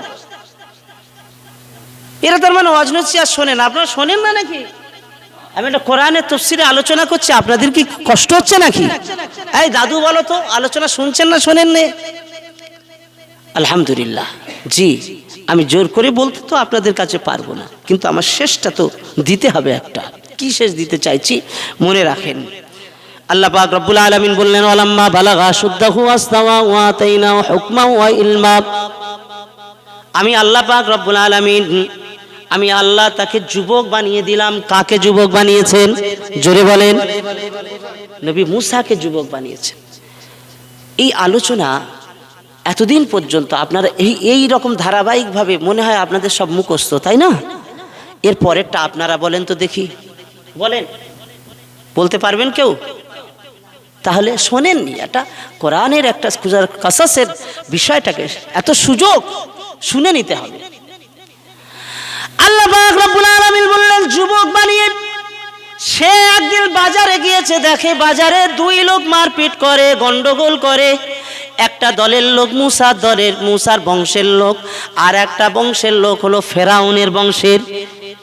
হে যুবকেরা, জওয়ানেরা, মনে রাখো, এই গন্ডগোল যখন হচ্ছে, আল্লাহর নবী মূসা তো হকপন্থী মানুষ, উনি চলে গেলেন ওদের কাছে থামাবার জন্য। তোমরা গন্ডগোল কেন করো, ঝামেলা কেন করছো, কি হয়েছে তোমাদের বলো। এখন ফেরাউনের দলের লোকের চেল্লামেল্লি খুব জোরে, সে দাদাগিরি করছে, সে খুব মেজাজ দিচ্ছে। বলে, ভাই তুই মেজাজ দিচ্ছি কেন, কি হয়েছে বল না, সুস্থভাবে সমাধান করতে হবে। সমাধান কোনো দিকে সে আগায় না। নবী মূসা আলাইহিস সালাম তিনি একটা রাগী মানুষ ছিলেন। আল্লাহ নবী মূসা সাল্লাম এই রাগে এত রাগ রেগে গেছেন, এই রাগে আর মুহূর্তে দেরি না করে থামাবার জন্যে এদের মাঝে একটা কিল ঘুষিয়ে দিয়েছে, খুব জোরে একটা কিল মেরেছে। মারবি তো মার, ফেরাউনের লোকের কিল মেরেছে। আর যেই না মেরেছে, ওই কিল মারাতে ওই ফেরাউনের লোকটা মারা গেল। যা, মারার জন্য মারিনি, ও এমনিতেই কিল একটা মেরেছে, ওতে মরে গেছে। তাহলে মূসা আলাইহিস সালাম যখন মেরে ফেলেছে, খবরটা মুহূর্তের ভিতরে ফেরাউনের কাছে, ফেরাউনের দরবারে যখন খবরটা চলে গেল, আল্লাহর নবী মূসা আলাইহিস সালামের দরবারে, আল্লাহ নবী মূসা সাল্লাম লোকটা মেরে গিয়ে মরে যাওয়ার পরে বড় অনুতপ্ত হয়ে গেল, বড় বিপদে পড়ে গেল। করি কি আমি? কি অবাক, কি একটা বিষয়, কি ঘটনা ঘটে গেল। কিন্তু এইরকম মুহূর্তে কি করব আমি, এর চিন্তায় পড়ে গেছেন। আর ওই মুহূর্তে দেখতে পাওয়া গেল রাজ দরবারে বৈঠক বসেছে। রাজ দরবারে বৈঠকে সিদ্ধান্ত হলো মুসার বিরুদ্ধে চক্রান্ত, মুসার বিরুদ্ধে সিদ্ধান্ত হলো ওকে ধরে নিয়ে মারতে হবে, ওর শাস্তি দিতে হবে, মুসার মেরে দিতে হবে, মুসাকে আর বাঁচানো যাবে না, মুসার মারতে হবে। এই রকম সিদ্ধান্ত হয়ে গেল। ফেরাউন সিদ্ধান্ত করে নিয়েছে মুসাকে আর বাঁচাবে না। ওই রাজ দরবারের একজন মানুষ মুসা সাল্লামকে খুব ভালোবাসতেন। সে গোপনে গোপনে খবরটা শুনে গোপনে দৌড়ে দৌড়ে মুসা নবীর কাছে চলে গেলেন। ভাই শোনো, আমি রাজ দরবারে শুনলাম আপনাকে মেরে দেবে, আপনি বাঁচার জন্য যদি বাঁচতে চান আর এখানে থাকলে হবে না, দেশ ত্যাগ করে এই মুহূর্তে পালিয়ে যান, আর আপনার উপায় নয়। কোথায় পালাবেন, কোথায় পালাবেন, পালিয়ে যান, এখানে থাকলে আপনার ধরে নিয়ে চলে যাবে। আল্লাহ নবী মুসা আলাইহিস সালাম ওই বাজার থেকে পালাতে পালাতে মাদিয়ান শহরের দিকে পালিয়ে গেল। মাদিয়ান শহরে পালিয়েছে। এই ফেরাউনের রাজ দরবারের এখান থেকে এই শহর থেকে মাদিয়ান শহরে চলে গেছে। সেখানে গিয়ে একটা কুয়ার কাছে অবস্থান করলো। সেই কুয়ার কাছে দুইজন মহিলার সঙ্গে দেখা হয়েছে, আর কিছু লোক পানি খাওয়াচ্ছে। এখান থেকে নিয়ে ইতিহাসটা আছে। তারার একটা মুহূর্ত হযরতে মুসা আলাইহিস সালামের জীবনে আল্লাহ তাকে সম্মানিত করেছিলেন। ওই নারীদের দ্বারা আল্লাহ তাকে সম্মানিত করেছিলেন। আল্লাহ চাইলে কোনো সময় সেই নারীদের ইতিহাসটা তুলে ধরবো। নারী দুজন কারা ছিলেন সে বিষয়েও আপনাদের কাছে বলবো। তার বিবাহ হয়েছে, সেই নারী দুইজনের ভিতরে একজনের সঙ্গে বিবাহ হয়েছে, সে কথা আলোচনা আপনাদের কাছে তুলব। আমি আপনাদের কাছে বলতে চাইছি, ফেরাউনকে আল্লাহ পাক রব্বুল আলামিন তার রাজত্বকে ছিনিয়ে নেওয়ার জন্যে বানিয়েছেন কাকে? জোরে বলেন, বানিয়েছেন কাকে? মুসাকে। মুসা এখন চলে গেল ফেরাউনের দেশ ছেড়ে। কোথায়? মাদিয়ানে চলে গেছে। আবার আল্লাহ নবুয়ত দিয়েছেন মাদিয়ান থেকে এসে ফেরাউনের সঙ্গে লড়াই করে আল্লাহ ফেরাউনকে শেষ পরিণতি কোথায়? নদীতে ডুবে মরেছে না খুব ভালোভাবে কলেমা পড়ে পড়ে মরেছে? কোনটা মনে হয়? নদীতে ডুবে মারা গেল, লজ্জিত হয়ে মারা গেল। ফেরাউন পারল না মুসা আলাইহিস সালামের সাথে। আমরা আজকে যারা মুসা আলাইহিস সালামের এই ঘটনা থেকে আমরা একটা জিনিস নিতে পারি যে ফেরাউনের 4টে চরিত্র আল্লাহ পাক তুলে দিয়েছেন। এই পৃথিবীতে যতদিন থাকবে এই চরিত্রগুলো যাদের ভিতরে পাবে, জানবে তোমরা এরা ফেরাউনের চরিত্রের মানুষ। সুতরাং তাদের থেকে তুমি দূরে থাকো, তুমি নবীর গোলাম হয়ে যাও, মোস্তফার গোলাম হয়ে যাও, মোস্তফার আদর্শের মানুষ হয়ে যাও, মোস্তফার গোলামতি করো জীবনে। যদি মোস্তফার গোলামতি করতে পারো তুমি ধন্য হবে, মোস্তফার গোলামতি না করলে তুমি ধন্য হতে পারবে না। আমাদের হিংসায় আজকের সব ফেটে পড়ছি। হিংসা আমাদের এত বেশি হয়েছে, হিংসা এত, আমরা একে অপরের ভাই একটু বেড়ে গেলে হিংসা করছি। আপনি জেকের করে যাচ্ছেন কিন্তু বাড়িতে আপনার গিয়ে হিংসা করছেন পাশের বাড়ির লোকের। তো এই জেকেরের মূল্য আছে? নামাজ পড়ে যাচ্ছেন, আপনি দোকানে বসে আরেকটা দোকানদারের বিরুদ্ধে হিংসা করছেন। আপনি ইবাদত করছেন, আপনি আরেকটা ভাইয়ের জমি জায়গা বেড়েছে হিংসা করছেন, কারের ঘর সুন্দর হয়েছে হিংসা করছেন। তো এই হিংসা করার পরে ওই ইবাদতের মূল্য আছে? মূল্য তো নেই। আপনি হিংসায় ফেটে পড়ছেন, হিংসার বিনিময় সব আপনার আমল তো শেষ হয়ে যাবে। কেন আপনি হিংসার মানুষ হচ্ছেন? হিংসা করলে তো আপনার আমল থাকে না, সব কিছু শেষ হয়ে যায়। আজ হিংসা হচ্ছে, আলেমে আলেমে হিংসা চলছে।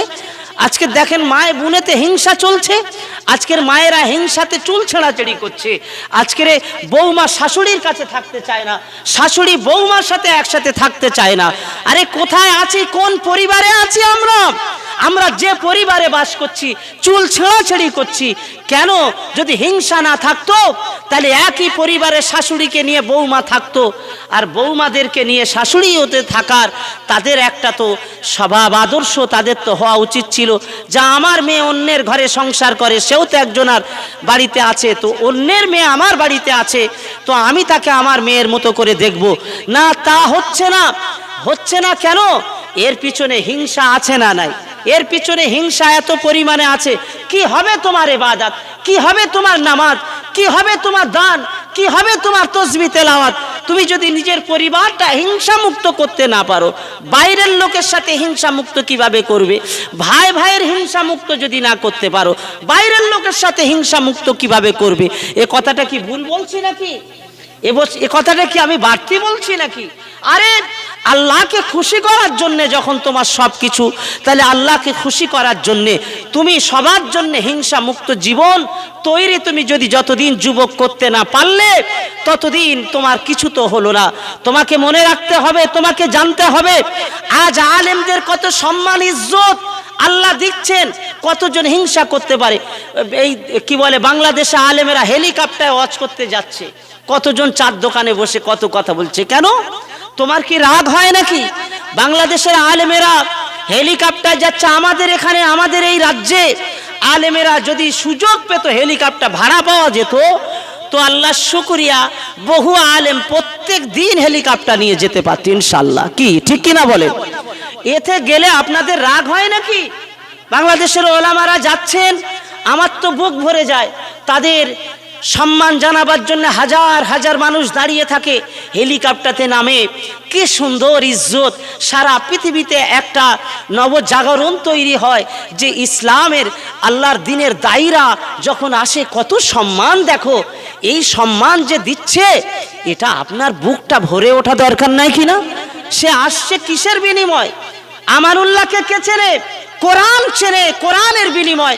কোরআনের দায়ী, ইসলামের দায়ী বলেই তো আমানুল্লাহকে চিনে মানুষ নিয়ে যাচ্ছে। আমানুল্লাহকে চিনে আজকের ফুরফুরার হুজুরদেরকে নিয়ে যাচ্ছে। কেন? ইসলামের দায়ী বলে। মেহরাব সিদ্দিকীর এত সুনাম নিয়ে যাচ্ছেন কেন? সানাউল্লাহ সিদ্দিকীর এত নিয়ে যাচ্ছে কেন? আজকের মুরব্বী হুজুরদের ওমর সিদ্দিকী হুজুরে নিয়ে যাচ্ছে কেন? তাহের সিদ্দিকী হুজুরে নিয়ে যাচ্ছে কেন? আব্বাস সিদ্দিকী ভাইজানে নিয়ে যাচ্ছে কেন? আজকের তামাম ভাইজানরা যারা দেখেন আজকের রয়েছে, তামাম ভাইজানদের কথা বললে কালিমুল্লাহ হুজুরের ছেলে আবু সাইফুল্লাহ সিদ্দিকী হুজুরে নিয়ে যাচ্ছে কেন? সারা বাংলাদেশে কুতুবউদ্দিন হুজুরের ছেলে আপনি দেখেন তানাদেরকে নিয়ে যাচ্ছে কেন? সমস্ত হুজুর কেবলাদের, ছোট হুজুর পীর কেবলাদের প্রত্যেকটা ছেলে আমার, প্রত্যেকটা ভাইদের কত সম্মানের সাথে নিয়ে যাচ্ছে। এই সম্মানের সাথে নিয়ে যাওয়া এর পিছনে কারণ কি? কি কারণ? কারণ হলো তারা কোরআনের দায়ী হয়েছেন, কোরআনের বাণী পৌঁছে দেবেন। আল্লাহর ওলিদের সন্তান, আল্লাহর ওলিদের অনুসরণ করেছেন, নবীর অনুসরণ করেছেন, মোস্তফার গোলাম হয়েছেন। সেজন্য তো মানুষ এত সম্মান দেয়। জোরে বলা যাবে না সুবহানাল্লাহ? এতে তোমার আমার রাগ হবে কেন? তোমার আবার রাগ হওয়ার তো প্রয়োজন নাই। বোম্বাইতে কদিন আগে একটা মাহফিল হয়েছে, জানেন?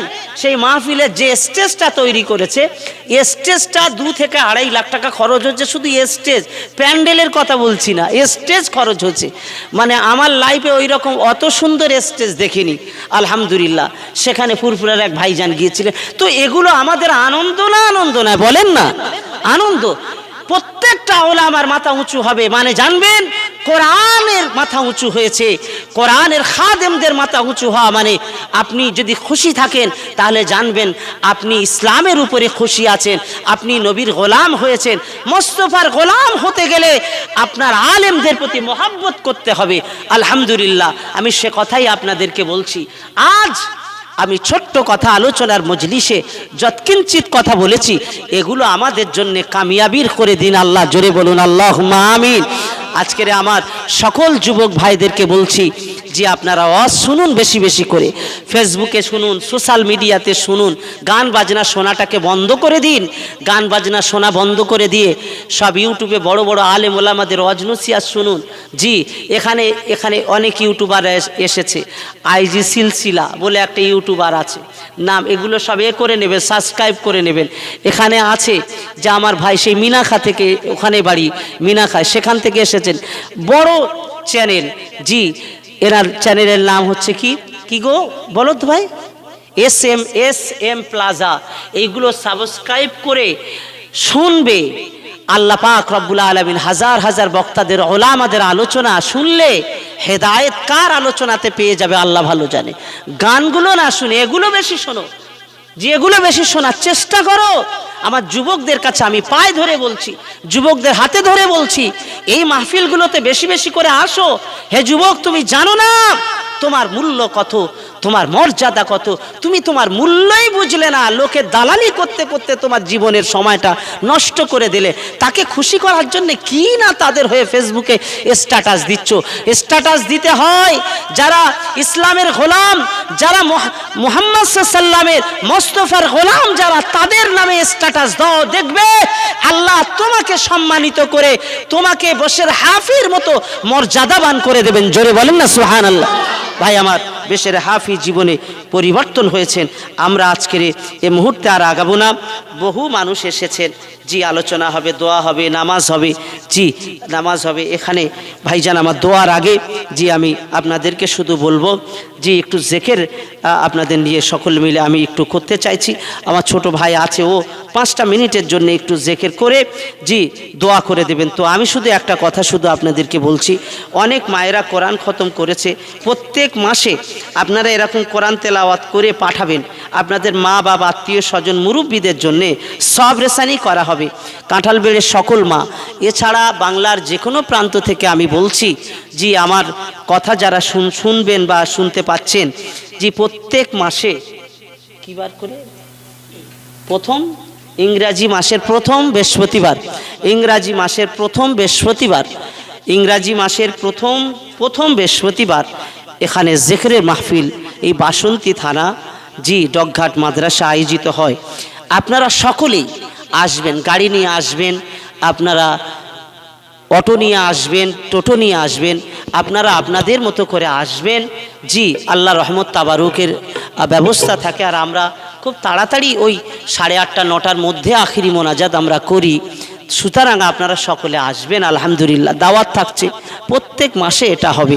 জি তো আমার মায়েরা যারা আপনারা কোরআন পড়ে আনবেন, আমার মায়েরা এই গ্রামের মায়েরা কোরআন যে পড়েছেন, জি মর্জিনা, খুকুমণি, নুরনাহার, নুরুন্নেসা, মরিয়াম, লিলুফা, নাইমা, রোশনারা, জোবাইদা, তসলিমা, জেসমিনারা, নাজমা, আমিনা, খোসনারা, রহিমা, ফিরু, জয়নুর, ফিরুজা, সাজেদা, সেলিমা, রুকসোনা, মানোয়ারা, এসনা